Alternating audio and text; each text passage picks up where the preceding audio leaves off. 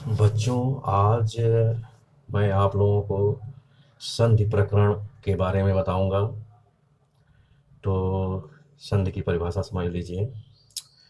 जो अंग्रेजी का शब्द ज्वाइनिंग है, इसी को संधि का पर्याय माना जाता है और व्यवहारिक रूप में वर्णों के मेल को संधि कहते हैं।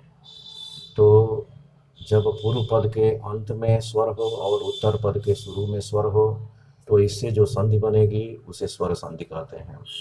और जब पूर्व पद के अंत में व्यंजन हो और उत्तर पद के शुरू में स्वर हो अथवा व्यंजन हो, तो इससे जो संधि बनेगी व्यंजन संधि।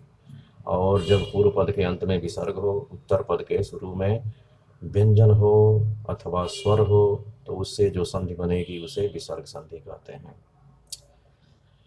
संधि की आज मैं शुरुआत कर रहा हूँ, इसलिए मैं आज स्वर संधि के बारे में बताऊंगा। और आप लोगों को ये भी बता दें कि उत्तर प्रदेश माध्यमिक शिक्षा परिषद के हिंदी विषय में कक्षा 10 के लिए यण स्वर संधि और वृद्धि स्वर संधि 2 संधि निश्चित की गई है। तो आज मैं यण स्वर संधि के बारे में बता रहा हूँ। और संस्कृत विषय की बात है, जहाँ तक संस्कृत विषय की बात है, कक्षा 10 के लिए उन सभी छात्रों को स्वर संधि, व्यंजन संधि और विसर्ग संधि, तीनों संधियों को पढ़ना होता है। तो इस दृष्टि से स्वर संधि का एक संधि आज चूंकि मैं पढ़ा रहा हूँ और यह संधि स्वर संधि में भी है, इसलिए संस्कृत विषय के छात्रों के लिए भी उपयोगी है ये वीडियो। तो मैं यण स्वर संधि को ले रहा हूँ। तो इसका सूत्र समझ लीजिए।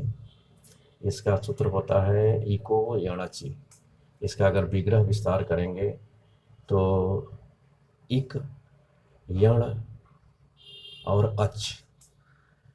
आप लोगों को बता दें कि जो संधि आप सभी पढ़ते हैं, यह महर्षि पाणिनि का जो अष्टाध्यायी है उसके उस पुस्तक के शुरू में ही महेश्वर सूत्र दिया है।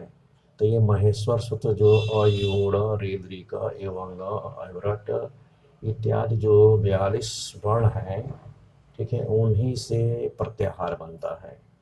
प्रत्याहार की परिभाषा मैं बता देता हूँ कि महेश्वर सूत्र के वर्णों का वह छोटा से छोटा रूप जिससे महेश्वर सूत्र के अधिक से अधिक वर्णों का बोध करा सके।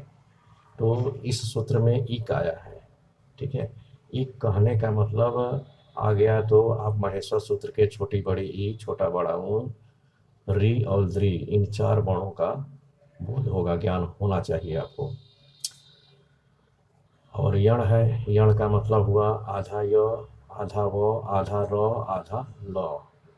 और उत्तर पद के शुरू में अच है, अच का मतलब सभी स्वर।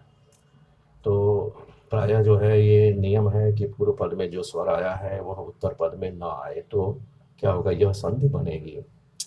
तो जब संधि होता है, पूर्व पद के अंत में इक आया हो और उत्तर पद के शुरू में अच आया हो इक को छोड़ करके, तो जब संधि होगी तो पूर्व पद के अंत में इक की जगह क्रम से आधा य, आधा वो, आधा रो और आधा ल होगा, ठीक है। उदाहरण के लिए समझ लीजिए, जैसे यदि हम कहते हैं कि इति धन आदि, तो पूर्व पद में इक की जो प्रत्याहार है उसके अनुसार ई आया है और उत्तर पद के शुरू में इससे भिन्न है, तो क्या होगा, ई की जगह आधा य हो जाएगा, तो इत्यादि बन जाएगा।